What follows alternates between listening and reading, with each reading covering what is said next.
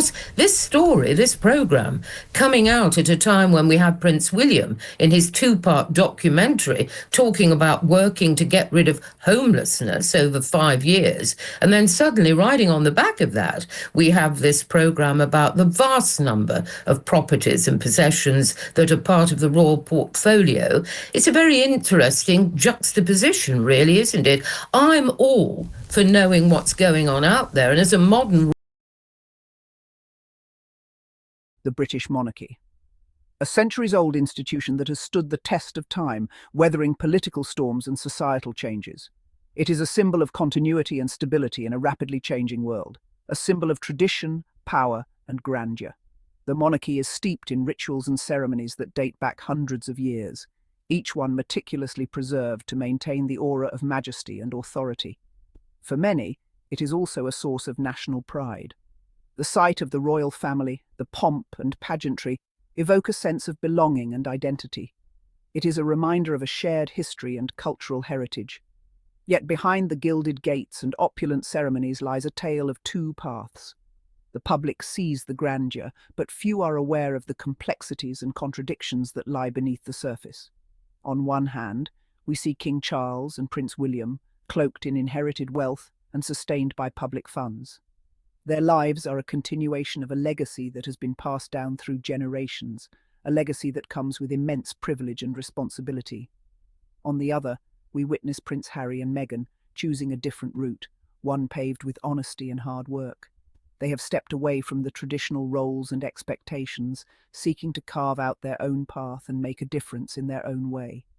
This is a story about the stark contrast between inherited privilege and earned respect. It is a narrative that challenges the notion of what it means to be royal and what it means to serve. It's about the public burdens shouldered by everyday citizens, while some royals seem to exist above such concerns. The lavish lifestyles and the immense wealth of the royal family are often juxtaposed with the struggles of ordinary people who work hard to make ends meet. This is a call for awareness, a call to question and to understand the true cost of maintaining such an institution. It is an invitation to look beyond the surface and to see the realities that lie beneath the glittering facade. A call to look beyond the carefully crafted narratives and examine the truth behind the crown. To understand the impact of the monarchy on society and to consider what it means for the future. It is a call to engage in a thoughtful and informed discussion about the role of the monarchy in the modern world. The Duchy of Cornwall, a sprawling estate generating vast revenues, has long been a source of financial security for the heir apparent. Established in 1337 by Edward III, the duchy was created to provide income for the Prince of Wales. Over the centuries, it has grown into a vast portfolio of land, properties and investments, making it one of the most significant sources of private income for the British royal family. Prince William, now inheriting this wealth, benefits from a system shrouded in secrecy. The duchy's financial operations are not subject to the same transparency and scrutiny as other public institutions. This lack of transparency has led to growing calls for more openness about how the funds are managed and spent. As the new Duke of Cornwall, Prince William faces the challenge of balancing tradition with the modern demand for accountability. The public deserves transparency, a clear understanding of how these funds are generated and utilised. Many believe that the financial dealings of the duchy should be open to public scrutiny, especially since it plays a significant role in the economic landscape of the UK. Transparency would not only build public trust, but also ensure that the funds are used responsibly and ethically.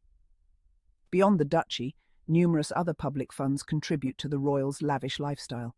The sovereign grant, for instance, is funded by taxpayers and covers the official expenses of the Queen and her household. This includes the maintenance of royal palaces, staff salaries, and official travel.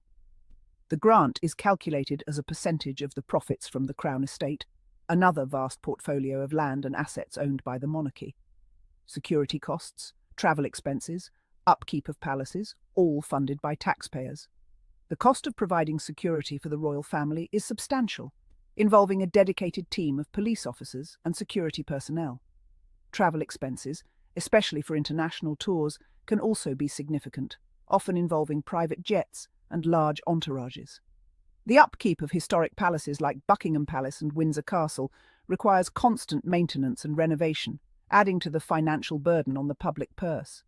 While some argue these are necessary expenses for the monarchy's function, many question the sheer scale and extravagance.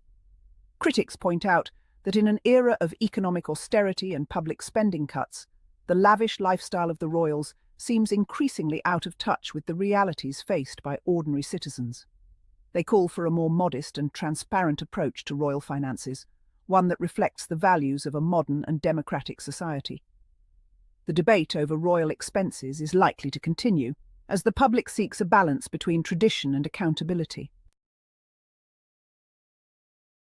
Let's be clear, millions of pounds, contributed by hard-working citizens, flow into the royal coffers each year. These funds, meant for the public good, often seem to disappear into a black hole of royal expenditure. Where is the accountability? Where is the justification for such exorbitant spending when so many struggle to make ends meet? This isn't about envy, but about fairness and responsibility. In stark contrast, we see Harry and Meghan forging a different path. They stepped back from the monarchy's gilded cage, choosing financial independence and the freedom to pursue their own ventures. They are building a life based on hard work, integrity, and a genuine desire to make a positive impact.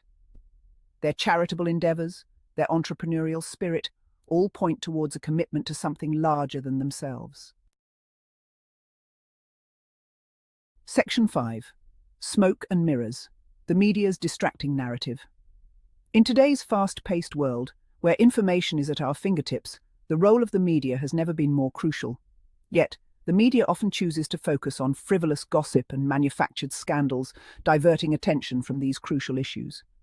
Instead of shedding light on matters that affect our daily lives, we are bombarded with stories about celebrity mishaps and sensationalized events. This constant stream of trivial news serves a purpose, diverting attention from these crucial issues. The public, engrossed in the latest celebrity drama or fashion faux pas, often misses out on the significant stories that shape our society. Headlines scream about tiaras and designer dresses, while the real story, the story of financial disparity and lack of accountability, gets buried. The media's obsession with the superficial creates a smokescreen, hiding the pressing issues that demand our attention. This is a calculated distraction, a way to keep the public entertained while the real issues remain unexamined. The glitz and glamour of celebrity culture are used as tools to divert our gaze from the harsh realities of economic inequality, political corruption, and social injustice. This is a calculated distraction, a deliberate attempt to keep us from questioning the status quo. By focusing on the trivial, the media ensures that the public remains passive and disengaged. We become spectators in our own lives, a way to keep the public entertained while the real issues remain unexamined.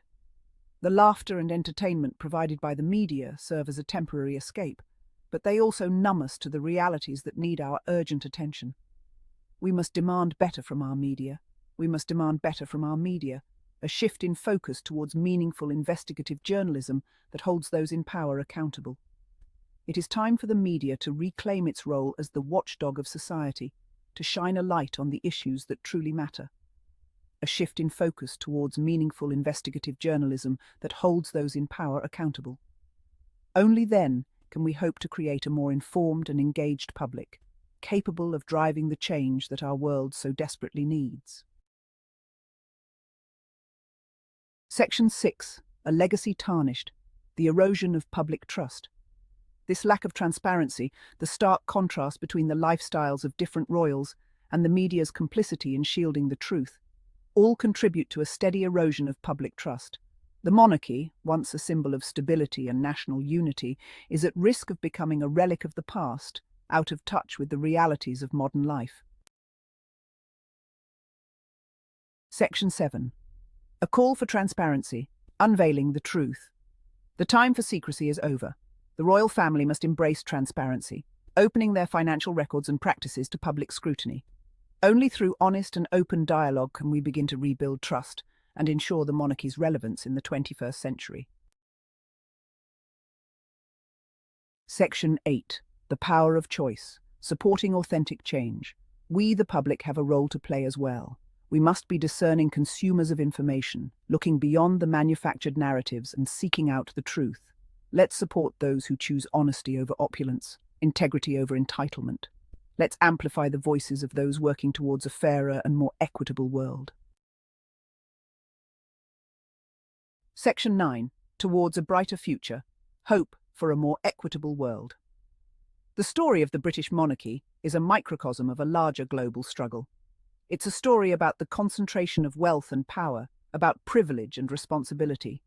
It's a reminder that change is possible, that even within seemingly immutable systems, individual choices can make a difference. Section 10. A time for reflection. Our role in shaping the narrative. So, let us reflect. Let us question the status quo. Let us demand better from our leaders, our institutions, and ourselves.